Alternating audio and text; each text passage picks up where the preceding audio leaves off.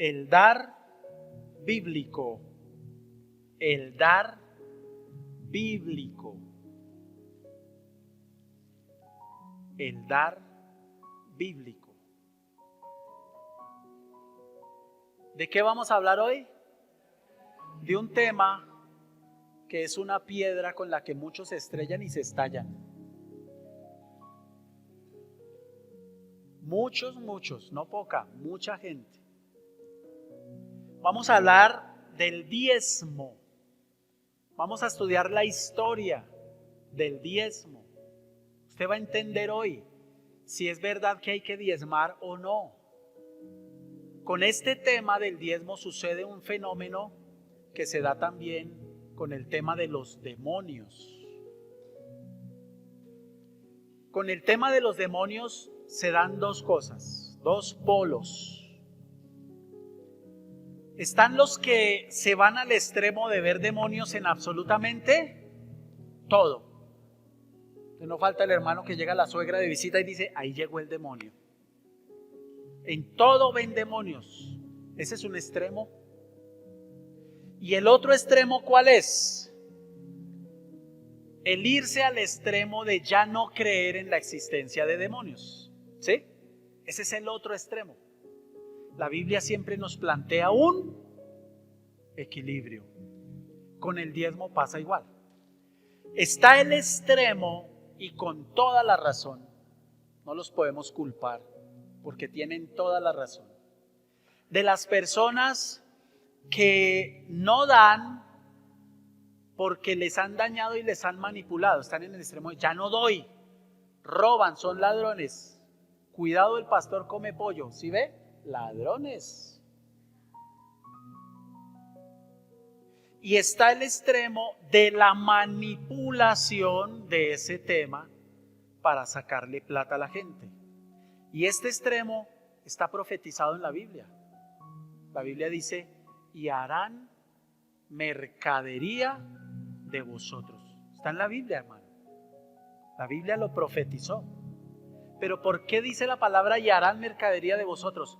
Porque hay gente que desconociendo las escrituras no sabe guardar el equilibrio bíblico, por eso los manipulan. Es que no es en vano que la Biblia diga, conoceréis la verdad y la verdad os hará. Entonces, si usted conoce la palabra, a usted no lo van a poder manipular, pero usted tampoco se va a condenar. ¿Cómo así, pastor? Escuche, si usted o usted conoce a alguien que le gusta hablar, maldecir, sin conocer la raíz, dígale a esa persona, cállese. Yo era de los que decía, los pastores son todos ladrones. Imagínense. Cuando yo conocí al Señor, fue conociendo de Dios que a mí me vino reprensión. Y una de las cosas que Dios trató conmigo cuando trató tan fuerte la parte material, fue por eso. Eso todo me lo cobró Dios para enseñarme que usted tiene que aprender a hacer. No juzgue. Usted no puede juzgar en el que anda allá en ese carro azulito que está allá. No juzgue al que anda en ese carro. Y si el de allá compró y cambió el carro nuevo, no lo juzgue, hermano. No proyecte su envidia. ¿Cuántos dicen amén? No la proyecte, no proyecte sus frustraciones. No proyecte su pobreza, su escasez material sobre otros. No desocupe eso con rabia, con ira. Porque se está condenando, se está enlazando.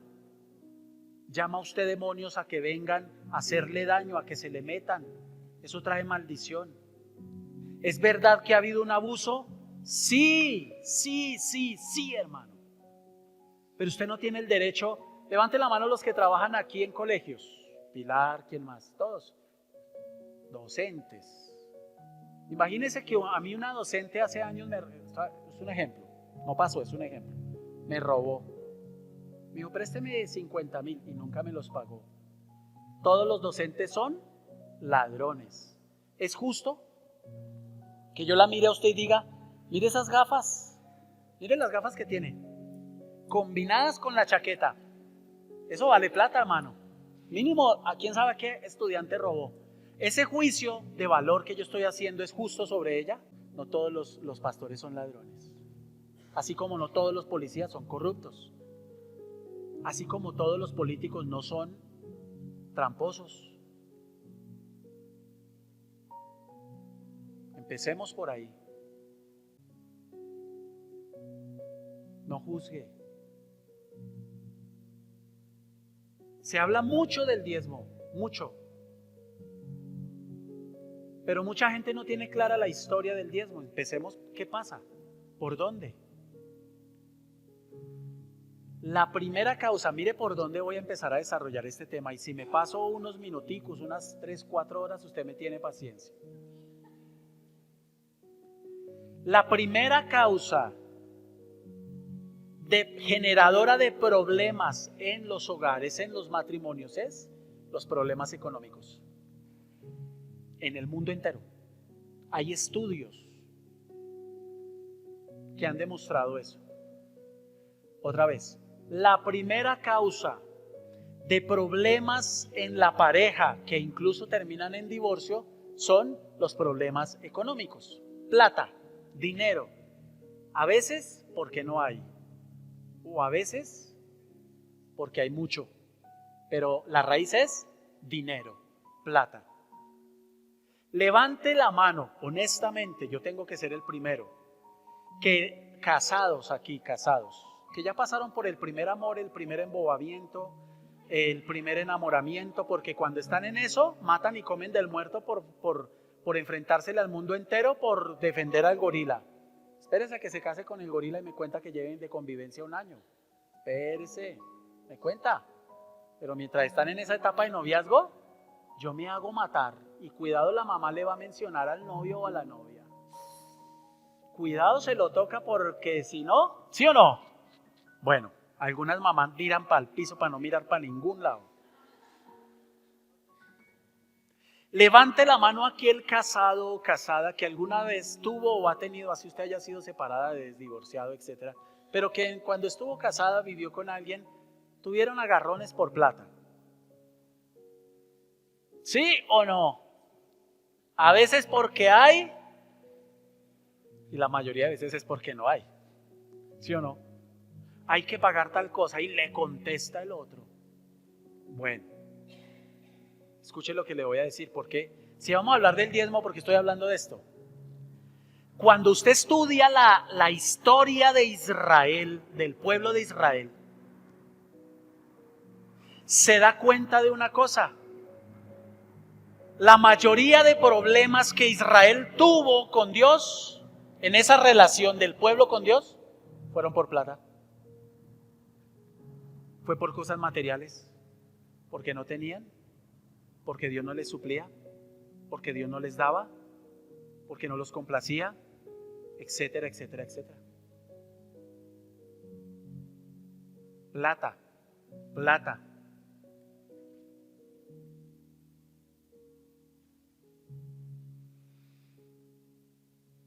¿Es bíblico o no es bíblico dar el diezmo? Desde ya les digo que no es bíblico. Para el descanso del alma y del bolsillo de algunos. ¡Ay, qué bueno! No, no es bíblico. No del diezmo. Uy, a algunos les cambió el semblante, hermano. Acompáñenme al libro de Génesis capítulo 14, por favor. Vayámonos para allá al libro de Génesis. El primer libro de la Biblia. Vamos a tratar de hacer un recorrido lo más detallado posible que nos permita el tiempo. Este es un tema vasto, es muy amplio. Libro de Génesis capítulo 14, versículo 17. Cuando volvía de la derrota de Kedorlaomer, no le vaya a poner ese nombre a su hijo, por favor, y de los reyes que con él estaban, salió el rey de Sodoma a recibirlo al valle de Sabe, que es el valle del rey. Entonces Melquisedec, rey de Salem y sacerdote del Dios Altísimo, sacó pan y vino y le bendijo diciendo: bendito sea Abraham del Dios Altísimo, creador de los cielos y la tierra. Y bendito sea el Dios Altísimo que entregó tus enemigos en tu mano. Y le dio a Abraham, ¿lo qué? Los diezmos de todo. Muy bien. Abraham enfrentó a un pueblo enemigo. Oído. Abraham enfrentó a un pueblo enemigo. Lo derrotó. Y cogió todo el botín. Todo, sus riquezas, todo. Llegó con eso. El sacerdote Melquisedec lo vio. Y apenas lo vio, bendijo al Señor y lo bendijo a él. Y lo recibió con 3 cosas. Ojo, porque esto es clave. No se me vaya a perder. Lo recibió con vino, con pan y con bendición.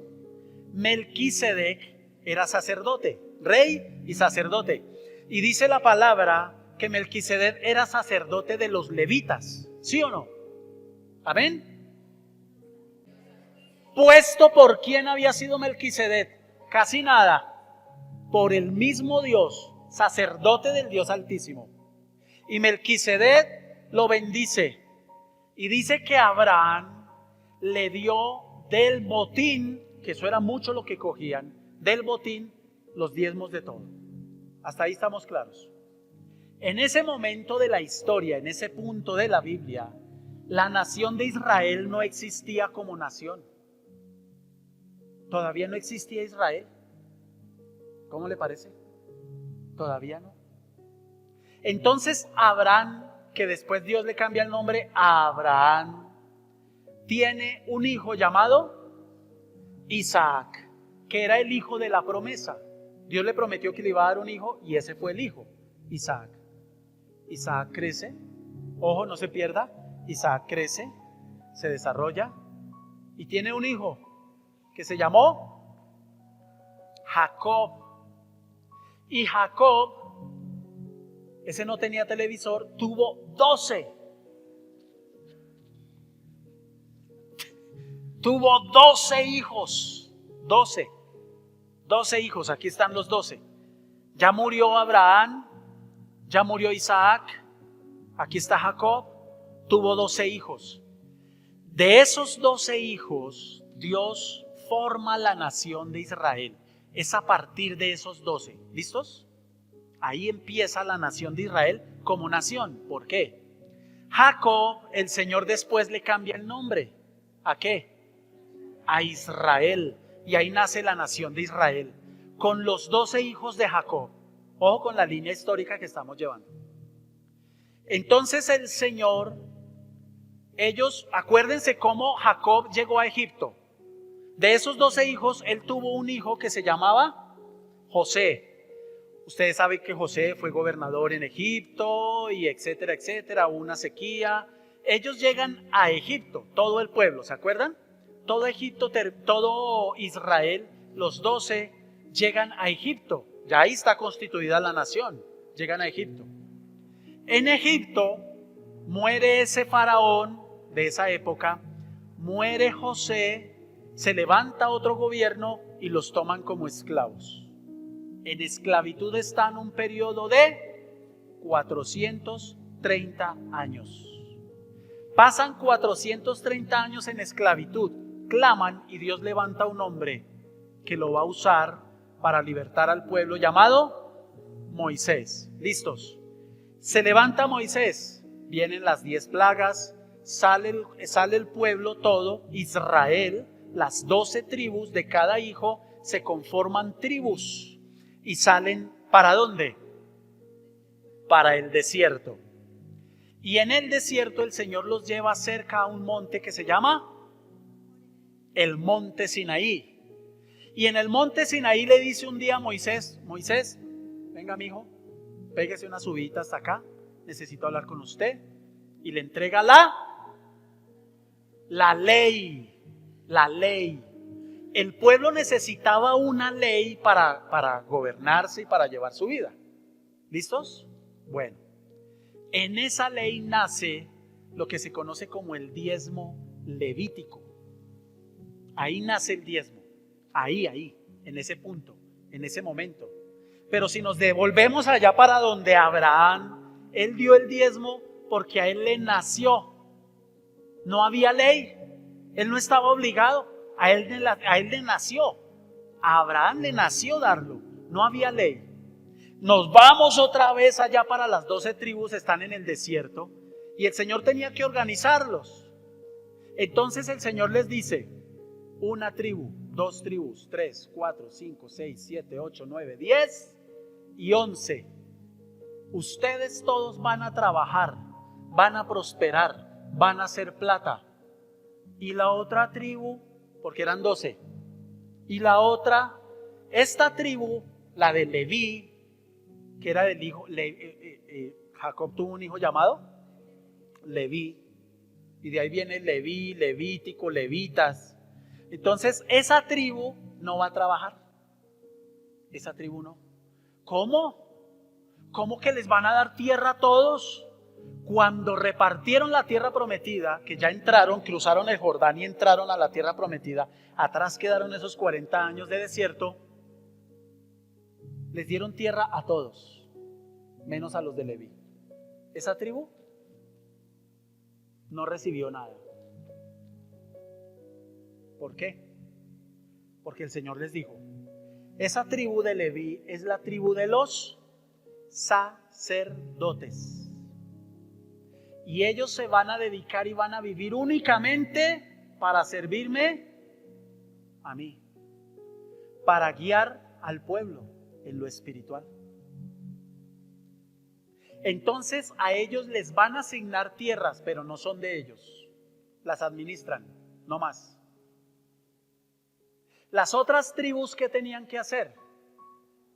Trabajar, llevar provisión, y tenían que sacar del diezmo, y llevarle ¿a quién? A la tribu de Leví.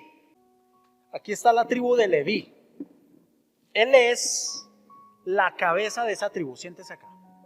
Él es la cabeza de esa tribu. Y todos sus descendientes eran levitas. O sea, ser llamados a eso. Si él tenía hijos, esos hijos ya estaban y los empezaban a preparar desde niños. Entonces ellos vivían de ese diezmo. Ellos vivían de ese diezmo. Eso es lo que se conoce en la Biblia como el diezmo levítico. Entonces en la ley decía que tenían que dar el 10% de todo. El 10% de todo. ¿Listos? Muy bien. Ellos tenían que vivir de eso. Ahora, nadie me vaya a mover de ahí. Mire, si usted se va para Malaquías, acompáñeme a Malaquías. Se empezó a dar un problema. Está antes de Mateo. Malaquías, capítulo 3. Ahí en Malaquías capítulo 3, usted lee, estudia este capítulo y habla de los diezmos.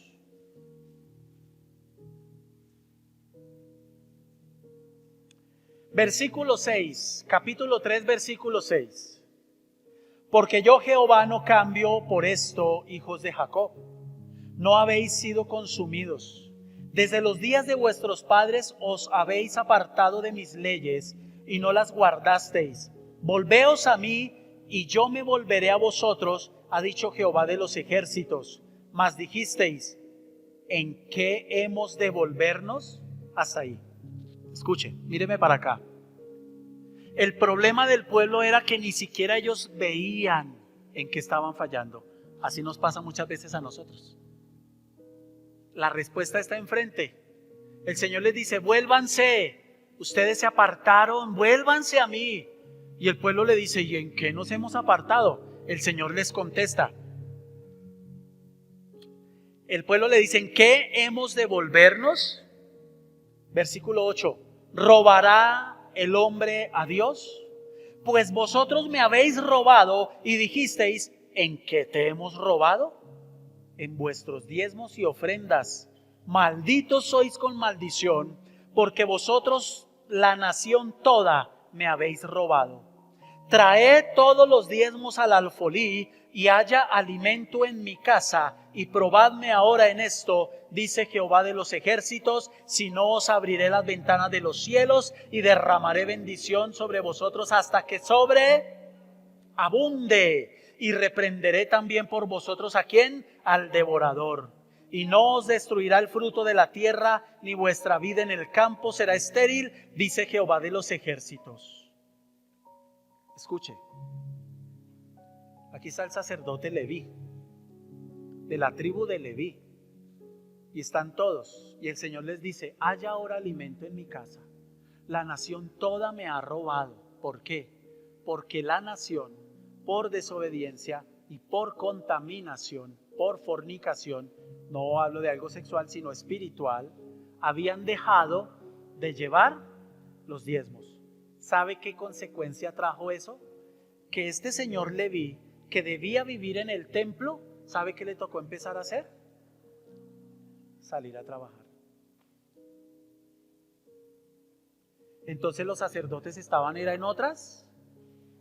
Ellos trataban de hacer las cosas que tenían que hacer en el templo. Trataban, pero no podían. No estaban cumpliendo como Dios mandaba. Entonces el Señor les dice: ustedes, toda la nación me ha robado. Traigan los diezmos al alfolí y haya ahora alimento en mi casa. ¿Qué sucede? Que el mandato de Dios para ellos, para el pueblo de Israel, era que ellos, la tribu de Leví, se tenían que mantener de los aportes de los otros, porque la función de ellos era esa: buscar y adorar y ministrar al Señor. Esa era la función. Dios no los quería dedicados absolutamente a nada más, porque eso era lo que sostenía al pueblo espiritualmente. Cuando el pueblo deja de dar, pues el amigo aquí, teniendo que pagar el recibo de la luz, del gas, del teléfono, llegó un momento en que dijo: Señor, ¿cómo hago para vivir? Y ellos tenían hijos, y tenían familia, y tenían que mantenerlos. No, yo me voy, trabajo y busco algo. Y se puso a trabajar, todos los sacerdotes. Y el Señor había escuchado la queja de ellos: Señor, es que no hay alimento en la casa. Por eso el Señor le dice a la nación: haya ahora alimento. No es solo alimento de comer, sino alimento. Esa palabra alimento es sustento. Sustento. Haya ahora alimento. Si yo o cualquier persona se para aquí, o usted escucha una predicación donde le digan: ustedes son ladrones, esta palabra no aplica para nosotros hoy. Es para ellos en esa época, porque eso es el diezmo levítico. Cuando ellos no daban, ¿qué venía sobre el pueblo? Maldición. ¿Qué venía? Maldición. Sobre el pueblo venía maldición. Dios los maldecía. En esa época, dar el diezmo era una obligación legal, porque estaba en la ley escrito. Todos traigan sus diezmos al alfolí. Era una ley escrita. Estaba escrito, era ley, decreto. ¿Listos? Era legal. Hoy, darle a Dios no es legal. O sea, no hay ley. No es una obligación legal, es una obligación moral. A ver, para hacerme entender. Los que son aquí mamás, las que son mamás. Usted trabaja, usted se esfuerza por llevar el sustento a la casa, por llevarle a sus hijos y tenerles, ¿sí o no? ¿Cuántas de ustedes han hecho eso porque qué tal me venga encima, me caiga encima el bienestar familiar? Me tocó comprarle el mercado. Mami, quiero un helado. Entonces aquí está Suilen, que le da obligada a Zoe el helado porque de pronto le cae encima bienestar familiar. ¿Usted hace eso? ¿Usted por qué lo hace? ¿Porque la ley la obliga? ¿Por qué lo hace? Y si es por amor, usted lo está haciendo por algo de carácter moral. Moral. Entonces, hoy darle a Dios no es algo legal. Se equivocan las personas, los pastores que le han enseñado a la gente, se paran en el púlpito y le dicen a la gente: ustedes son ladrones porque no diezman. No, hermano, se equivocan. Porque aquí está hablando del diezmo levítico. Esto es para el pueblo de Israel. Estaban bajo la ley. Y el Señor les dice: malditos sois con maldición, porque vosotros, la nación toda, me habéis robado. Bueno, no me suelte ahí en esta historia a Melquisedec. Entonces, en el diezmo levítico, si usted no lo daba, usted tenía maldición. Pastor, ¿y hoy tenemos maldición? Vamos a mirar qué dice la Biblia. Lo cierto es que la iglesia hoy no está obligada a dar un diezmo levítico. La iglesia hoy, usted y yo no estamos obligados a dar un diezmo levítico. Es decir, establecido por la ley. No. Esa porción, ese versículo de Malaquías que siempre citan, trae todos los diezmos a la folía, no haya alimento en mi casa, pues obviamente que tiene cierto que tiene que ver algo con, porque cuando usted trae sus aportes aquí, hay alimentos, hay sustento, se puede pagar, se puede hacer cosas. ¿Me hago entender? Estar aquí cuesta. Tener estos aparatos cuesta, todo cuesta. Bueno, pero ese no hace referencia a la iglesia hoy. Entonces hay cosas que son de la ley, es decir, Antiguo Testamento, pero hay cosas que son de la moral. De la moral. Muy bien. En el Antiguo Testamento, los levitas, ellos utilizaban, dicen Números, tome nota de la cita, por favor.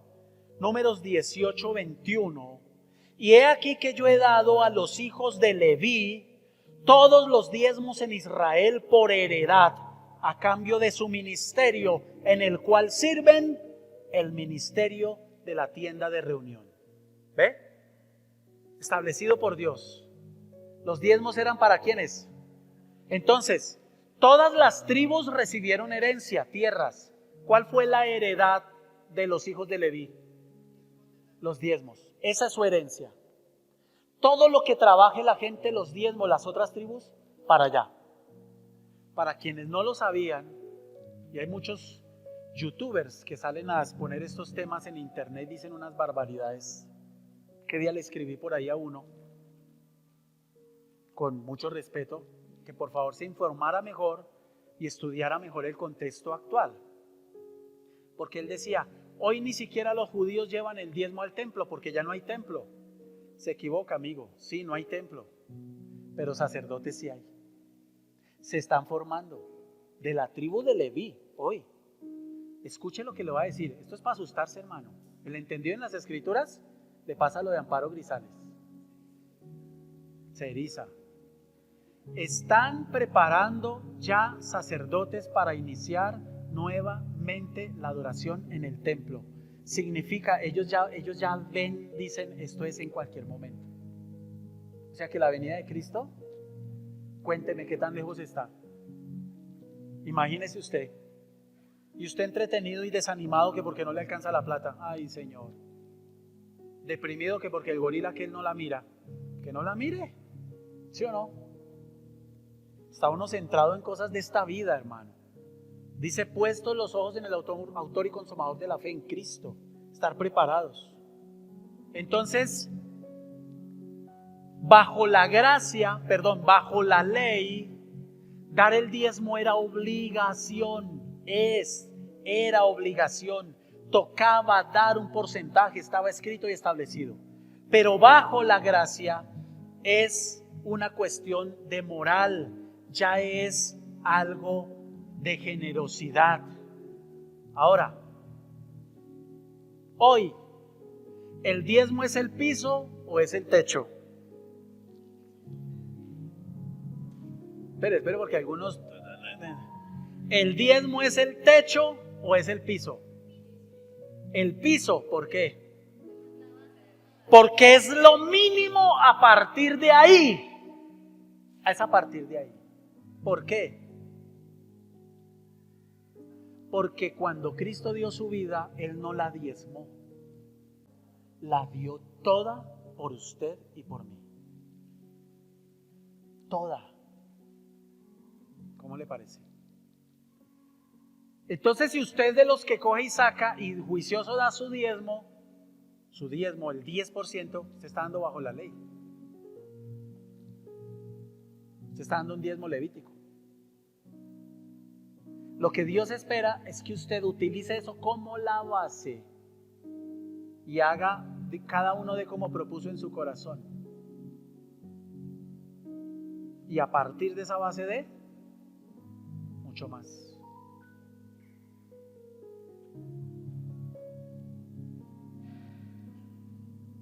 Entonces ese 10% de la ley no es el techo, no es lo máximo, es la base, es el piso.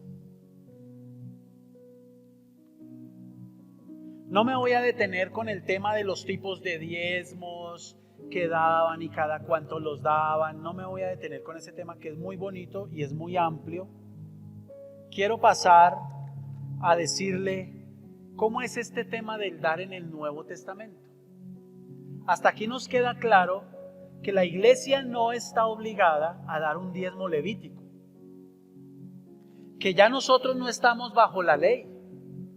Si usted aporta en la iglesia y alguien le pregunta, ¿usted da el diezmo? Diga no, yo no doy el diezmo. ¿Y por qué? Porque nosotros por la Biblia no estamos obligados a dar el diezmo. Y entonces usted aporta sí. ¿Y cuánto aporta? No sea sapo.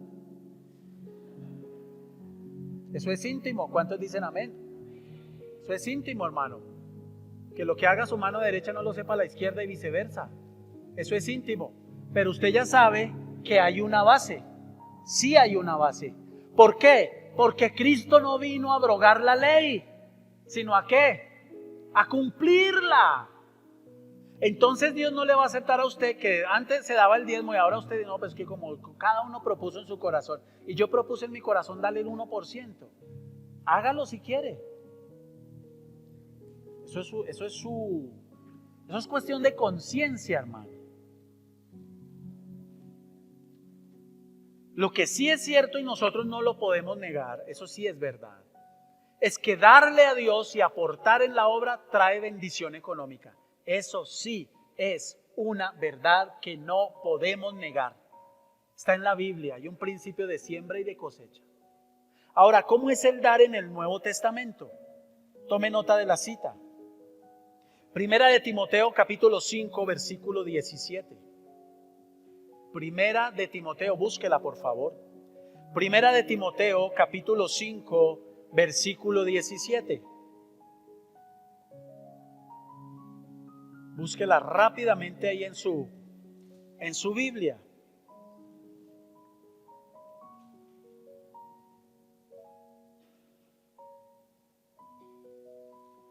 Primera de Timoteo 5, 17. Dice: los ancianos que gobiernan bien, no está hablando de los viejitos, de los cuchitos, está hablando de los pastores. Los ancianos que gobiernan bien sean considerados dignos de doble honor. Principalmente los que trabajan ¿en qué? En la predicación y en la enseñanza. Porque la Escritura dice, no pondrás bozal al buey cuando trilla, y el obrero es digno de su salario. Entonces los que dicen que no se debe dar absolutamente nada, ya se fueron para un extremo que no es bíblico. No es bíblico. La misma palabra lo está diciendo, los ancianos que gobiernan bien sean tenidos por dignos de doble honor. ¿Qué está diciendo la palabra? Usted no le pone bozal al buey que trilla, el buey que muele, usted no lo amarra. Eso fue lo que hizo el pueblo con los sacerdotes en el Antiguo Testamento y por eso le pusieron bozal. Es decir, no los dejaron trabajar, no podían continuar. Y el obrero es digno de su salario. En Primera de Corintios, tome nota de la cita, por favor. Primera de Corintios 9:5 dice la palabra: ¿acaso no tenemos derecho a llevar con nosotros una esposa creyente, así como los demás apóstoles y hermanos del Señor y Cefas? ¿O acaso solo Bernabé y yo no tenemos el derecho a no trabajar? ¿Quién ha servido alguna vez como soldado a sus propias expensas? En otras palabras, ¿quién de ustedes trabaja gratis? Levante la mano. Levante la mano, ¿quién está dispuesto a trabajar gratis? Entonces, ¿cuál es la peleadera con que no se diezme y con que no se aporte y no se apoye la iglesia? Vaya y usted trabaje gratis, señora. Usted que habla mal de los pastores. Vaya, trabaje gratis usted. Le ven medio comprar un chiro nuevo que se pone y ya está llenando de plata, entonces no le paguen más. Vaya y trabaje gratis.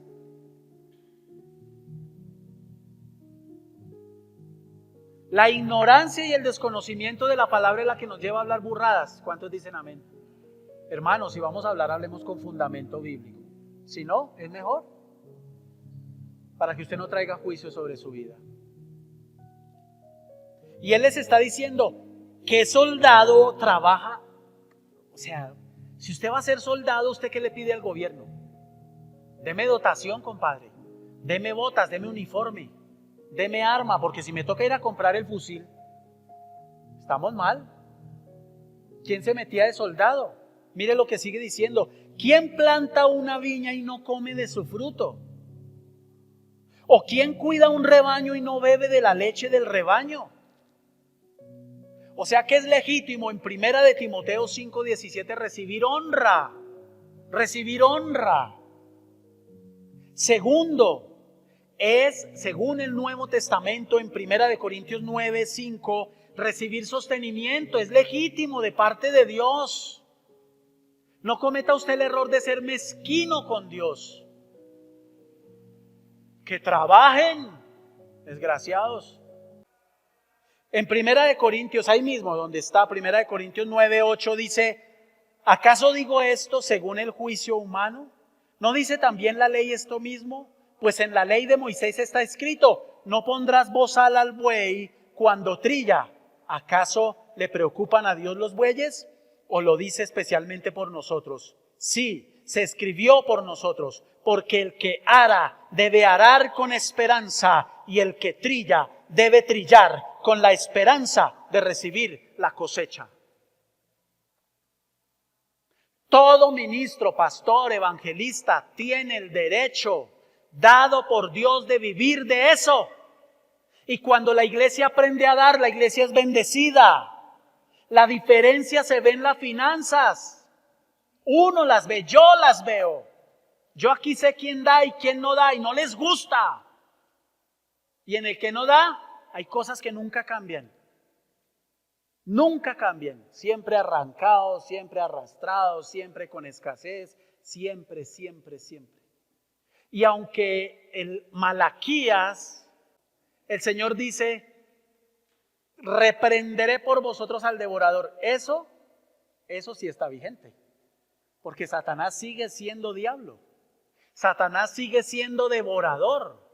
Es devorador. Pero usted encuentra gente en la iglesia que lleva muchos años en la iglesia y todavía no han aprendido a ser fieles. No son fieles cuando tienen, son fieles cuando pueden. Y cuando no tienen, quieren ser fieles. Si yo me ganara el baloto, eso sembraría hasta el terreno de la iglesia. El Señor lo escucha y dice: ajá. En Primera de Corintios 9:11 sigue diciendo: y si en vosotros sembramos lo espiritual, ¿será demasiado que de vosotros cosechemos lo material? Mire el cuestionamiento tan fuerte que el apóstol Pablo le está haciendo a la iglesia de Corintio. ¿Y sabe por qué? Porque eran amarrados, eran tacaños, calumniaban al apóstol, atacaban a todos los apóstoles, a todos, ladrones, vividores, y él tuvo que tocar este tema, hermano. Y los está confrontando. Si hemos sembrado lo espiritual, ¿será demasiado que de vosotros cosechemos lo material? Si otros tienen este derecho sobre vosotros, es decir, usted le paga, vaya y compre un huevo, paga impuestos. Compre una bolsa de leche, paga impuestos. Compre pan. Mencióneme panaderías donde todavía se consiga pan de 100. Ya no. Todo es caro, todo se encarece, a usted le toca pagar. Si otros tienen este derecho de vosotros, ¿no lo tenemos aún más nosotros? Sin embargo, no hemos usado este derecho, sino que sufrimos todo para no causar estorbo al Evangelio de Cristo. El apóstol Pablo se fue a un extremo en el que decía, yo prefiero ver cómo trabajo y vivo de lo que yo pueda conseguir para que no sigan calumniando el Evangelio.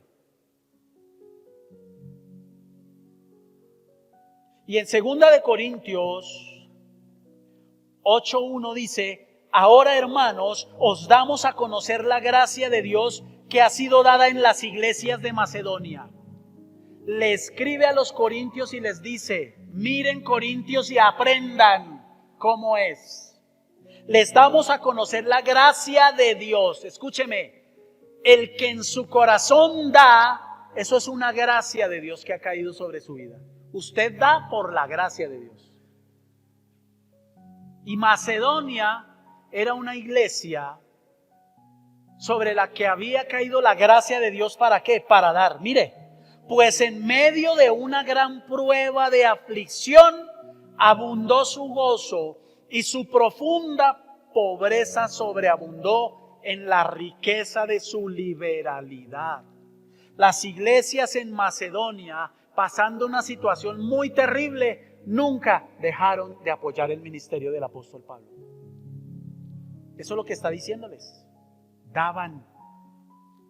Pero aquí se pone impactante el tema. Aquí se pone impactante. Hasta aquí que les he expuesto. ¿Cómo era el dar en el Antiguo Testamento? ¿Listos? Que no estamos sujetos ni obligados a dar el diezmo levítico. Es decir, si usted no lo da, no necesariamente le va a caer maldición. Usted está bajo la gracia. Pero que el dar sí trae bendición de Dios. Sí, Dios sí hace una diferencia ahí, trae bendición. No porque Dios haga acepción de personas, no, porque hay principios de siembra y cosecha. Ahora, pastor, yo llevo mucho tiempo dando y las cosas no cambian. Dios lo puede tener a usted en un trato y le está enseñando. Yo conozco y he conocido gente a lo largo del ministerio de muchos años, con mucho dinero, que entran en una situación económica muy difícil y entran años de trato. Y en esos años de trato el corazón de la persona cambia. Ya no es la persona soberbia, ya no es la persona altiva, ya no es la persona que llega a la iglesia hablando como quien va mandando, porque claro, ese empresario está acostumbrado a eso, tiene empleados y manda. Entonces manda en todo lado y es así, y es sobrado, y tira la plata y da. Entonces Dios los coge y los mete en unas disciplinas, trata con ellos y después de unos años usted se encuentra la persona completamente humilde, que da con amor, que da con alegría, donde ha entendido que la salvación que Dios le ha dado no tiene precio. Entonces darle a Dios, ¿qué es, hermano? Es un mero agradecimiento. Es adorar a Dios con toda mi vida. Eso incluye su parte material. Y eso es lo que la gente no entiende. Muy bien. ¿En qué se pone interesante el tema? ¿Se acuerdan que les hablé de Melquisedec? Volvámonos a Melquisedec, sacerdote del Dios Altísimo. Primero, Melquisedec no fue sacerdote levítico, porque cuando él fue sacerdote ni siquiera los levitas habían nacido, ni había tribu de Leví, todavía no. Bueno, ¿por qué es importante este tema de Melquisedec? Escuchen, Melquisedec es tipo del Señor Jesucristo. Melquisedec representa a Cristo. Por eso el sacerdocio de Melquisedec es tan importante. Y Abraham lo entendió y por eso Abraham le dio los diezmos de todo. Lo honró a Melquisedec. Y por eso la bendición de Melquisedec es tan importante. Esa bendición sacerdotal donde le dio pan, vino y bendición. De Melquisedec hay 4 cosas que la Biblia no menciona. La primera, no menciona genealogía. Melquisedec no tiene genealogía. La segunda, no tiene sucesión. O sea, nadie lo sucede. No tiene descendencia. La tercera, no menciona la Biblia el nacimiento de Melquisedec. No menciona. Y la cuarta, que me impacta, no menciona su muerte. Y esta carencia de datos en la Biblia robustece el carácter tipológico de Cristo en él. Cristo es el gran sumo sacerdote eterno por los siglos de los siglos. Por eso la Biblia no menciona nada de Melquisedec, porque Melquisedec representa a Cristo, el sacerdocio eterno de Cristo. El Salmo 110, versículo 4, tome nota, Salmo 110, versículo 4, menciona la eternidad del sacerdocio de Melquisedec. Y dice la palabra de Dios que el sacerdocio de Melquisedec fue superior al sacerdocio de Aarón y de los levitas. Váyase para Hebreos, acompáñeme allí a Hebreos, esa sí es importante que la lea. Libro de Hebreos capítulo 7. Hebreos capítulo 7.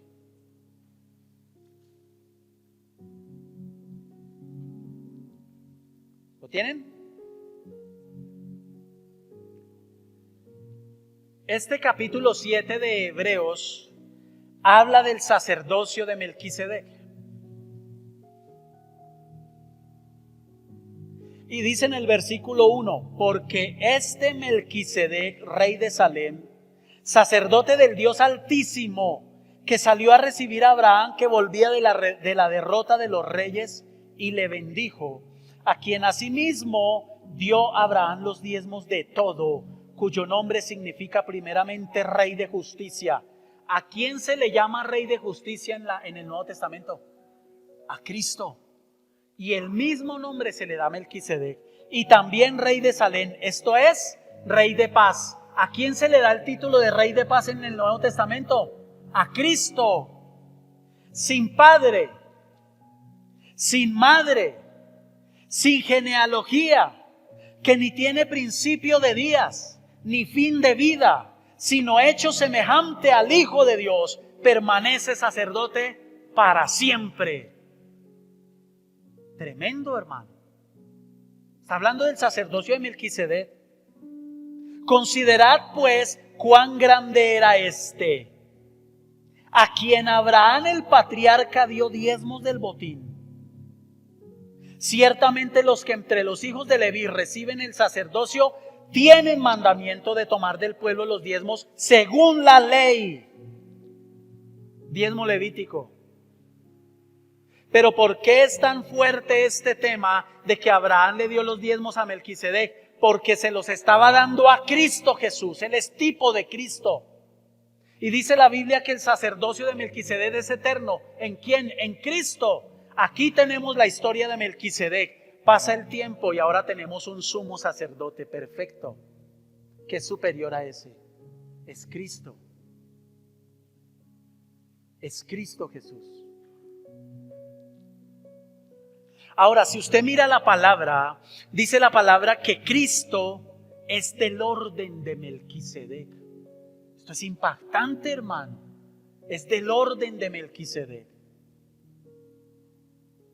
Sigamos.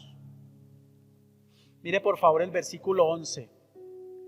Pues si la perfección fuera por el sacerdocio levítico, porque bajo él recibió el pueblo la ley, ¿qué necesidad habría aún de que se levantase otro sacerdote según el orden de Melquisedec?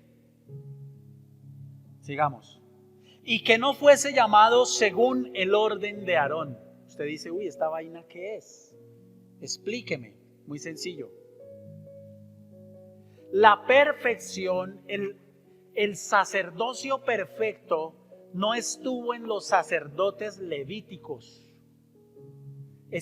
Fue en el sacerdocio de Melquisedec. Melquisedec fue superior al sacerdocio levítico. ¿Listos? ¿Hasta ahí vamos?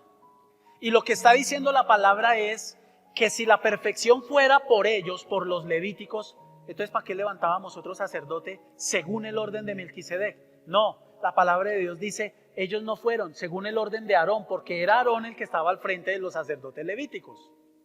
¿Listo? Y la Biblia está diciendo, no, ellos no son los superiores son el sacerdocio de Melquisedec, y como los levíticos no fueron el sacerdocio perfecto que satisfacía a Dios, entonces era necesario levantar otro sacerdote según el sacerdocio de Melquisedec. Verso 12. Porque cambiado el sacerdocio, necesario es que haya también cambiado la ley. Es decir, se quitó la ley y vino la gracia. Y aquel de quien se dice esto es de otra tribu, de la cual nadie sirvió al altar. Está hablando de Melquisedec. Sigamos. Porque manifiesto es que nuestro Señor vino de la tribu de Leví, es decir, de los sacerdotes. Si el Señor Jesucristo viniera de la tribu de Leví, vendría de la ley. No estaríamos bajo la gracia. Pero Él no vino de la tribu de los levitas, vino de la tribu de Judá. Sigamos. De la cual nada habló Moisés tocante al sacerdocio. En otras palabras, Moisés nunca le dijo a Judá, ustedes tienen que ser sacerdotes, nada. Y esto es aún más manifiesto si a semejanza de Melquisedec se levanta un sacerdote distinto, no constituido conforme a la ley del mandamiento acerca de la descendencia, sino según el poder de una vida indestructible, pues se da testimonio de él. Una vida indestructible, eterno es ese sacerdote, Cristo, y viene del orden de Melquisedec, no viene de los levíticos. Y dice, tú eres sacerdote para siempre, según el orden de Melquisedec. Este es un tema profundo, hermano, y no es fácil de digerir, pero lo tenemos que empezar a estudiar. Queda pues abrogado el mandamiento anterior a causa de su debilidad e ineficacia, pues nada perfeccionó la ley, y de la introducción de una mejor esperanza por la cual nos acercamos a Dios. Y esto no fue hecho sin juramento, porque los otros ciertamente sin juramento fueron hechos sacerdotes, pero este con el juramento del que dijo, juró el Señor y no se arrepentirá, tú eres sacerdote para siempre, según el orden de Melquisedec. Por tanto, Jesús es hecho fiador de un mejor pacto. Cristo es el fiador de un mejor pacto. Cristo, usted sabe que es un fiador. Cristo es el que respalda este pacto. Es Cristo. Pero Él no fue constituido sacerdote según los levíticos. Él fue constituido sacerdote según el orden de Melquisedec. Entonces, si usted cree, la Biblia lo dice, que somos herederos de las promesas de Abraham, y que todos somos descendencia espiritual de Abraham, así usted no haya ido ni a Melgar. No, pastor, es que ni ir al aeropuerto, pastor. No sé qué es la tierra prometida, por ahí en fotos, por internet. Pero aún así somos descendientes de Abraham. Porque cuando el Señor le dijo, te daré una descendencia que no podrás contar, grande, numerosa como las estrellas, la arena del mar, no le estaba hablando solo de judíos. Estaba hablando de toda la gente que a lo largo de la historia de la humanidad se iba a ganar para Cristo. Eso lo incluye a usted y eso me incluye a mí. Y la palabra de Dios dice que usted y yo somos herederos de las promesas de Abraham. Pero el Señor Jesucristo le dijo a a los fariseos y a los escribas de la época: ustedes dicen que su padre es Abraham. Si su padre es Abraham, hagan las obras de Abraham. ¿Qué hacía Abraham? Diezmar. Y no lo hacía bajo la ley. Daba de corazón, daba, agradecido, daba. Por eso mucha gente no es bendecida. El que le dice a usted no dé, le está robando la oportunidad de sembrar y recoger. Dios bendice al que da. Ese es un principio que sí está en la Biblia. Que se haya utilizado para manipular, ese es otro tema, hermano. Eso es otro tema. Tome nota, por favor, Juan, capítulo 8, verso 39. Juan, capítulo 8, verso 39.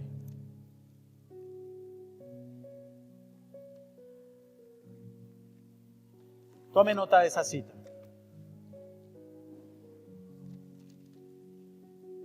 Y mire lo que dice la palabra. Juan 8, 39. Estaba el Señor Jesucristo predicando, diciendo que la verdad nos hace libres. Estaba predicando. Entonces le responden al Señor los religiosos de la época: nuestro padre es Abraham. Le replicaron. Se sentían orgullosos de decir que somos linaje de Abraham. Nuestro padre es Abraham. Y Jesús les dice: si fueseis hijos de Abraham, las obras de Abraham haríais. ¿Qué significa padre? Cuando dicen nuestro padre, cuando usted cree en alguien y usted sigue a ese alguien, usted lo está asumiendo como un padre. Entonces, ¿quién es nuestro padre? Dios, Cristo. ¿Por qué? Porque usted cree lo que Él dice y usted lo sigue. Entonces el Señor les dice: ustedes dicen que su padre es Abraham. Si Él fuera su padre, ustedes harían las obras de Abraham. Y ni diezmar les gustaba. No les gustaba. Ahora mire lo que dice Gálatas 3:29. Ya voy cerrando. Gálatas 3:29. Gálatas 3:29. Este versículo de Gálatas 3:29 le encanta a la iglesia.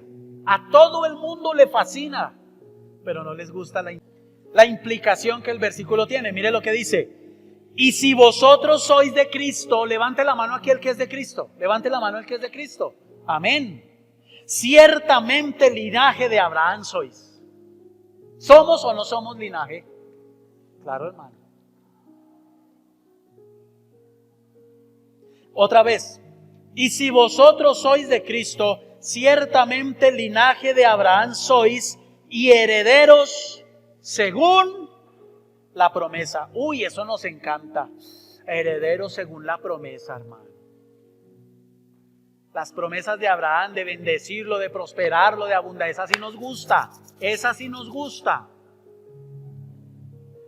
Pero si de verdad nosotros creemos este versículo, lo correcto bíblicamente que es dar.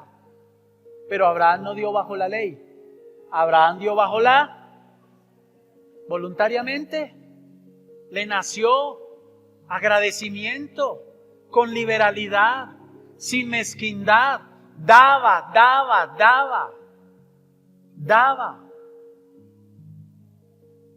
Y ese es un problema que la iglesia tiene hoy. Le cuesta, no saben dar, no quieren dar.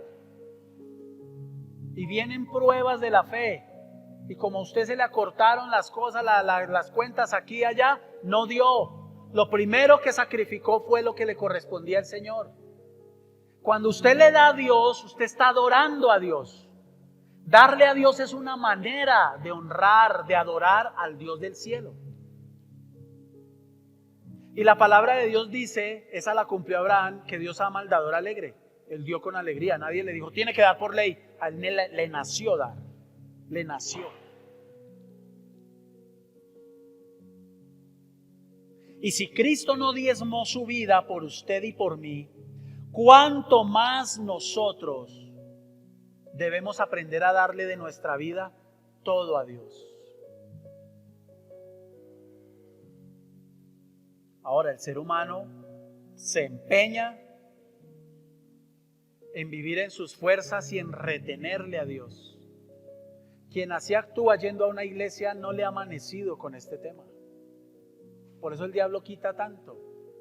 Y usted tiene 45 años y no tiene mucho de lo que ha soñado. Y tiene 50 y todavía no alcanza. Y cada rato se le mete el diablo y se le atraviesa y le quita y le hace. Y usted pide y pide y pide y pide restauración. Y pide y quiere más y quiere más y quiere más. Somos buenos para pedir, pero no somos buenos para dar. Nos cuesta trabajo darle al Señor. Dios conoce su corazón. Y aquí hay gente que desde hace mucho tiempo, mire, yo conozco gente, hermano, que el diablo les hace unas fiestas en las finanzas y todavía no dan. Pastor, y ore por mí. Yo puedo orar por usted. Y si usted me dice, pastor, ore por mis finanzas, yo puedo orar por sus finanzas. Aunque yo sepa que Dios no vaya a recibir esa oración, yo oro.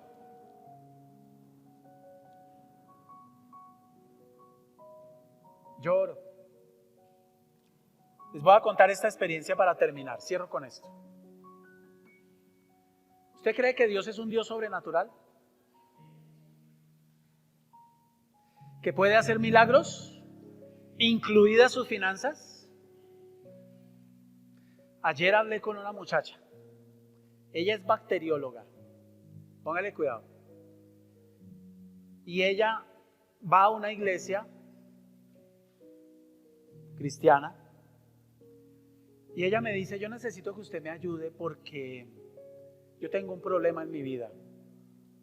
Y el problema es que yo tengo una grave falla en mi confianza. Es grave. Yo no confío en mí. He perdido trabajos por eso. Pero yo amo al Señor profundamente. Y yo decidí hace 2 años empezar a ser fiel. Con lo que Dios me diera, yo lo iba a honrar. Yo le dije al Señor, yo te voy a honrar. No porque me toque, ni con dolor.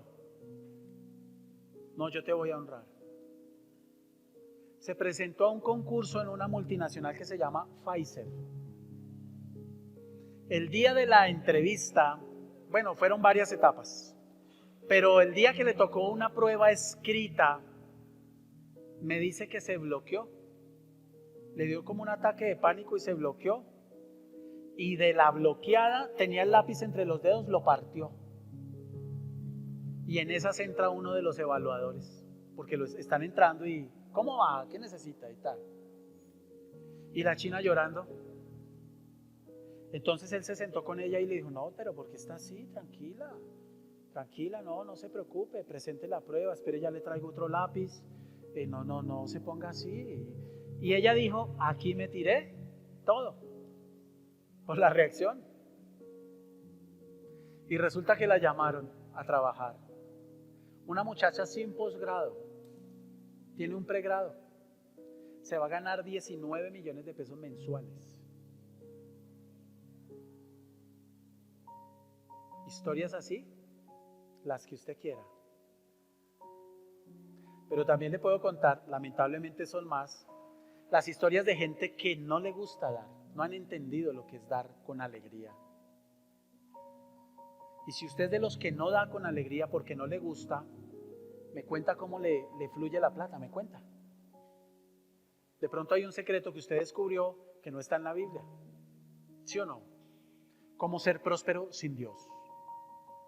De pronto.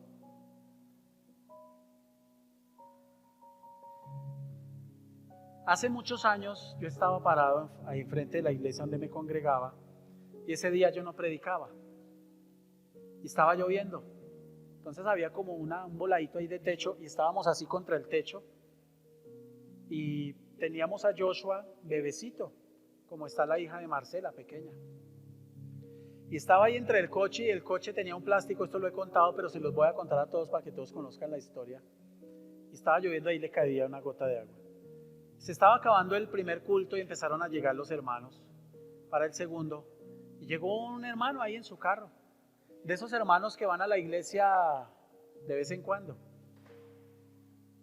que nunca se involucraban en el servicio, que dormían rico durante el culto, porque algunos ya le tienen a como la posición a esa silla, el cruce de brazos y además barriga, y usted descansa sus brazos sobre la barriga, descansa sabroso, ya tienen un mezanín portátil, la barriga que tienen. Entonces el hombre era de esos, muy formal, muy pastor, hasta luego pastor, buenos días, y de ahí no pasaba, y la familia igual. Él llegó y de pronto se bajó y se me acercó y me dice: pastor, yo necesito pedirle un favor, regáleme unos minutos, necesito hablar con usted. Sí, claro, hermano. Había una bahía ahí enfrente de la iglesia, cruzamos al otro lado. Yo pensé que me iba a pedir una consejería y me dijo: vea, pastor, yo le voy a comentar algo.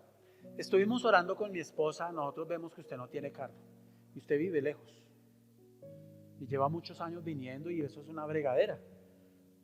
A mi esposa le salió un crédito para un carro, entonces va a comprar un carro nuevo, pero ya quedamos con 4. No necesitamos 4 carros.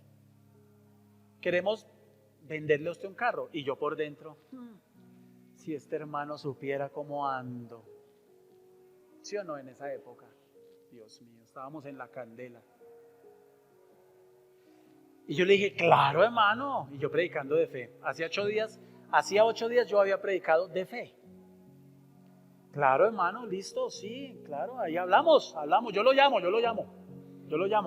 Me dijo: no, yo quiero que usted hoy vaya a mi casa a tomar 11 y de una vez cerramos el negocio. Y si quiere se lleva el carro de una vez. Ahí sí me asusté. Y yo le dije: hermano, lo que pasa es que no. Es que en esa época doña Marugina vivía en Galicia. No, es que imagínese que es que tenemos un tema ahí con la suegra. Yo la metí ahí en el baile. Le saqué el cuerpo. Bueno, por la tarde le dije yo a Patricia: no, imagínate que este señor me dijo esto y esto y esto y esto.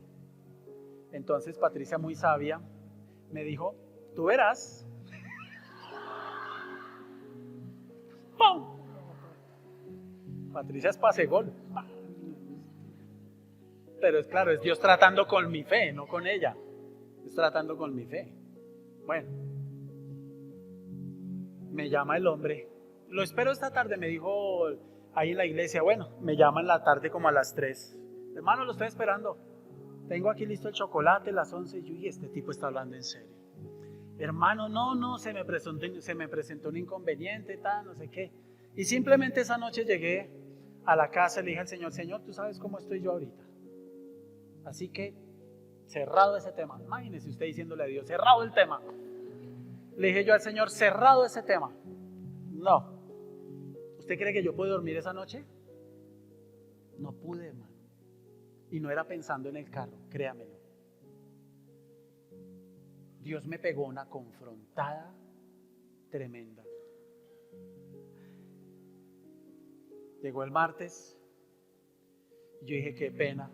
No, me llené de valor, doblé mis rodillas y oré: Señor, en el nombre de Jesús, no, yo voy a llamar al hermano, le pongo la cara y le digo: aló, hermano Freddy, Dios lo bendiga. Pastor, ¿cómo está? Lo estaba pensando.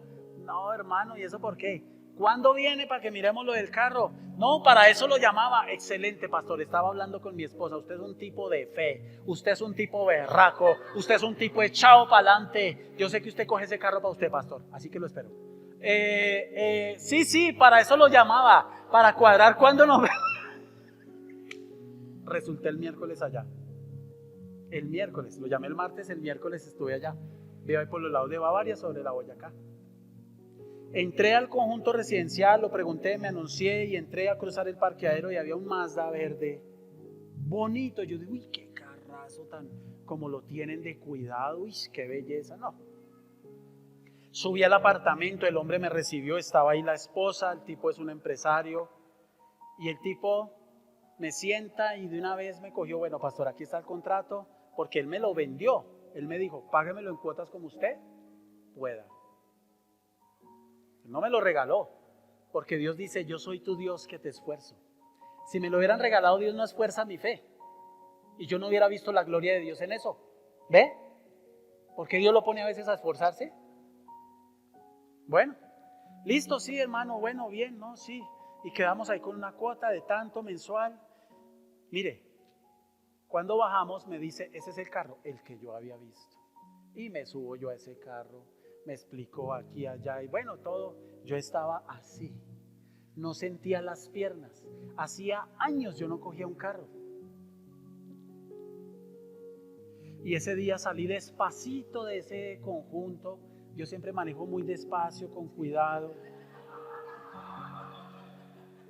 ¿Pasó? ¿Me extraña? Hermano, a la cuadra y media me tuve que orillar y me puse a llorar. Me orillé y lloraba, y lloraba, y lloraba, y lloraba. Estuve a punto de devolverme y decirle al hombre, ¿sabe qué, hermano? Yo no puedo con esto. El caso fue que decidí lanzarme y arranqué.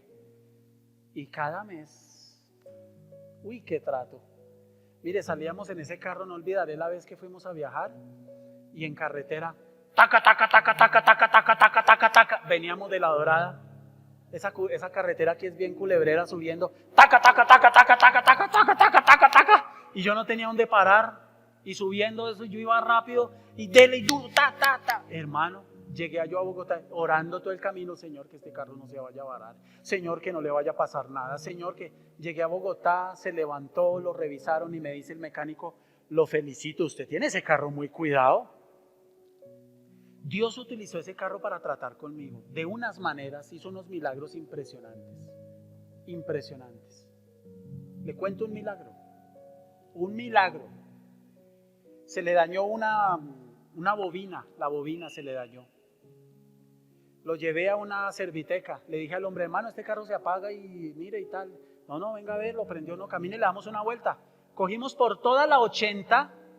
Subimos por toda la 80, hicimos por allá una oreja y veníamos bajando por la 80 y donde queda la escuela militar, que ahí hay una iglesia musulmana, una mezquita, es una cosa de esas que se llama. Y ahí bajando el puente, enfrente de la escuela militar, se apagó. Le dije, ve, mire, ahí está. Dijo, bueno, mejor que se haya apagado, me dijo el mecánico, con eso miramos qué es lo que pasa. Entonces cogió y miró y dijo, hermano, es esta bobina, y esto vale como 300,000 pesos, original. Y ese tipo ahí, una hora ahí, y dele, y no le encontraba el chiste, por lo menos para hacerlo prender y llevarlo. Y me dijo, no, hermano, va a tocar llamar grúa. ¿Usted tiene seguro? Y yo le dije, ¿esa vaina qué es? Eso así como cuando me dicen, ¿usted tiene prepagada? ¿Prepa qué? ¿Eso qué es? No, pues va a tocar una grúa, hermano, y eso el tipo allá cogió con el teléfono. Le dije, no, que cuánto vale un servicio de grúa, que no sé qué, que un carro que está aquí botado en tal parte. Y en esas me subo yo al carro, me siento achantado. Le digo al Señor, si tú me diste este carro, ¿para qué me pasas por esto? No tengo plata, tú sabes cómo. Yo empecé a pelear ahí con Dios. ¿Sabes qué, Señor? Haz un milagro. Y me bajé del carro y estaba ahí parado, Señor, el tipo ahí cacharreando y yo ahí, Señor, por favor, que encuentre el daño. Señor, por favor. Cuando de pronto veo yo que viene un tipo muy elegante, bien vestido, con una bata blanca, limpia, dice Mazda. Y lleva aquí una cartuchera debajo. Y el tipo va pasando. ¿Necesitan ayuda? Y yo dije, este man nos va a robar. Yo empecé a mirar para todos lados. No había nadie, nada por ahí. Bajaban los carros a toda, pero no había gente caminando. Y el mecánico fue el que le dijo, sí, es que no sabemos qué pasa. Y el tipo cogió y sacó, abre un aparato, lo pone encima del motor. Tin, tin, tin, conectó. El daño está aquí, aquí y aquí. Este es el daño, la bobina. Sí, yo sé que es la bobina. Sí, pero aquí, conéctele aquí, ta. Sí, señor, es la bobina. Y cogió, le conectó un aparato y dele starte. Bum, bum, prendió normal. Y yo estaba, ¿cuánto me va a cobrar? ¿Cuánto me va a salir el chiste? ¿Sí ve cómo somos con Dios? ¿Cuánto me va a salir el chiste? Y el tipo dice, es la bobina, esa bobina vale 80,000 pesos. Tengo una original nueva ya, deme 30,000, tómela. Yo me le acerqué al mecánico, ¿esa vaina sí es original? eso sí es nuevo, eso sí es de verdad, eso sí vale eso. Y el tipo dijo, hermano, eso es original, eso está regalado. Y yo se la compré, se la puso al carro, el tipo cogió todo, el tipo hizo todo, no dejó al mecánico hacer nada. Hizo todo, lo cuadró, le arregló aquí, le arregló allá, le puso esto, le hizo otras cosas, mire, esto se le va a dañar, le arregló el cable, le arregló una conexión acá. Hágale, hermano, préndalo, acelérelo, apáguelo, préndalo, apáguelo, préndalo, apáguelo, préndalo. Listo, hermano, quedó su carro, hasta luego, usted muy bien. Venga, ¿usted dónde trabaja? Hasta luego. Pero venga, deme una tarjeta, ¿dónde trabaja? Hasta luego. Y el tipo siguió bajando por la 80 pies. Pero venga, lo llevo. Muchas gracias, voy caminando. Tengo otra cita, me dijo así. Eso no es un milagro. ¿Qué probabilidades hay de que usted se vaya en un carro y justo el repuesto que necesita llegue un tipo especializado con el repuesto y se lo deje regalado? Y ni para qué le cuento otras cosas, porque no me las va a creer. Pero lo que quiero es cerrar con esto. Un día orando, le dije a mi Señor, orando por ese hombre, por Freddy, yo fui hasta la oficina y le dije, Freddy, ¿cómo van las cosas? Trabajaba ahí, tenía la oficina en San Andresito, desde la 38, y le dije, venga pastor, almorcemos. Y entonces fuimos a almorzar, charlamos un rato, y le dije, ¿cómo van las cosas, hermano? No, pastor, la empresa está mal, es una empresa de carga, eso la guerrilla nos tiene graves, me han afectado las rutas y estamos mal, pastor, y ayúdeme a orar porque mire, bueno, me puse yo a orar y el Señor me da una palabra para él como a los 15 días. Así, me dijo el Señor, dile que así como él te bendijo, yo lo voy a bendecir a él. Un domingo tenía yo que predicar, estaba ahí esperando que se acabara estaban en la alabanza, del primer culto, él llegó temprano. Y yo le dije, hermano, el Señor me dio una palabra para usted. Así como usted me facilitó adquirir este vehículo, le dice el Señor, así el Señor le va a facilitar a usted negocios. Así, tal cual. Más o menos al mes, llegó llorando a la iglesia. Me vio y se puso a llorar. Y la esposa también estaba quebrantada. ¿Usted se acuerda de Freddy, Juliancho? Se fue. ¿Cómo, Julianchito? El radio que tenía. Imagínese, me dice, pastor, me fui con un tío que trabaja también en todo el tema de transportes, a cotizar entre los dos a ver si comprábamos una tractomula. Nos fuimos a cotizar una Kenworth, pero eso vale, el solo cabezote vale 1.000 millones.